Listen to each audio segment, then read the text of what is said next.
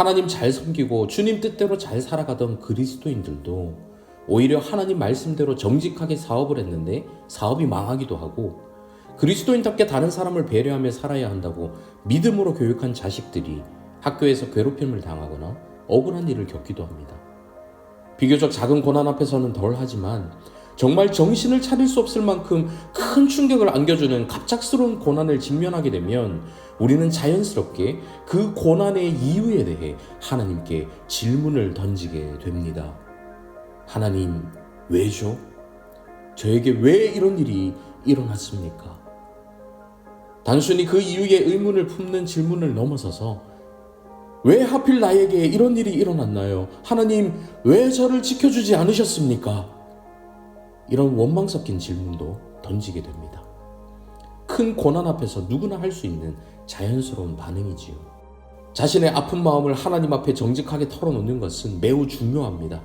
하지만 우리는 고난 앞에서 이러한 질문에만 머무르지 않고 그 질문을 좀 바꿀 필요가 있습니다. 고난의 한가운데서 본인 스스로에게든 타인에 의해서든 우리가 먼저 던져야 할 질문은 하나님 왜입니까가 아니라 하나님 어디에 계십니까? 입니다. 제가 처음 벨기에에 왔던 해, 비자 문제 때문에 저만 먼저 벨기에에 입국해 있었습니다.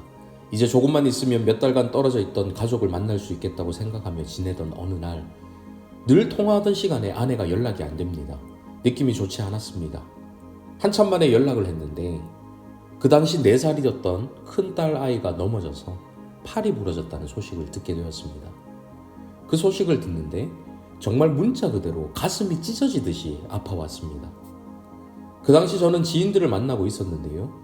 지인 중 하나가 저를 위로한답시고 다 괜찮을 거라고 하면서 지나가는 말로 이번 기회에 자신을 돌아보고 라는 말을 했습니다. 얼마나 화가 나던지요.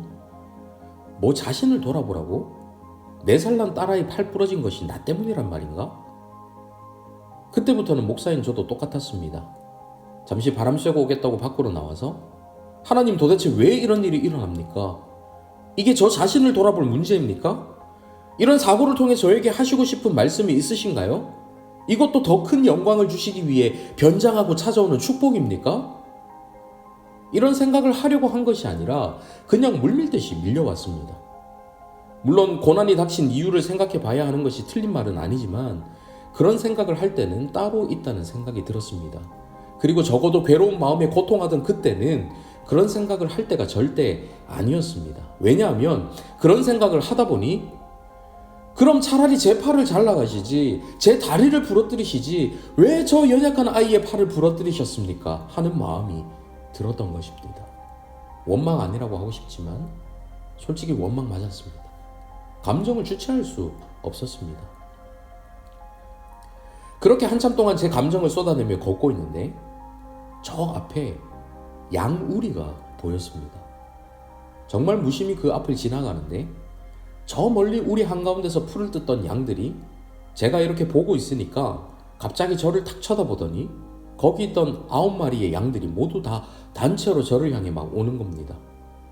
그러고는 제 앞에서 한참을 저를 보며 매매 우는데요. 정말 저에게 무슨 할 말이 있는 것처럼 한참을 저를 보며 그렇게 울었습니다. 속으로 참 희한하다 하면서 양들을 보는데 아주 자연스럽게 이런 생각이 이어졌습니다. 양, 그래 너희들이 양이구나. 실제로는 처음 보는 양이네. 구약시대에 제사 때 쓰이던 양, 죄 없이 죽던 양, 어린 양 예수할 때 그 양이구나. 논리적 개연성은 좀 떨어지는데 정말 저도 모르게 그 양들을 보면서 예수님 생각이 났습니다. 그래, 예수님도 너희들처럼 죄 없이 다른 사람들 때문에 죽으셨지. 이 생각을 하는 그 순간 갑자기 죄 없는 아들의 살이 찢겨나갈 때 아버지의 마음이 어떠셨을까 하며 하나님의 마음이 와닿기 시작하는데요. 그때부터는 정말 정신을 차리기가 어려웠습니다. 자식 팔 하나 부러져도 아비 가슴이 이렇게 찢어지는데 십자가 위에서 절규하며 죽어가는 아들을 바라보는 아버지의 마음은 얼마나 아프셨을까. 그 마음이 절절히 제 마음에 느껴지는데요. 제 자신이 무너져 내리는 기분이 들었습니다.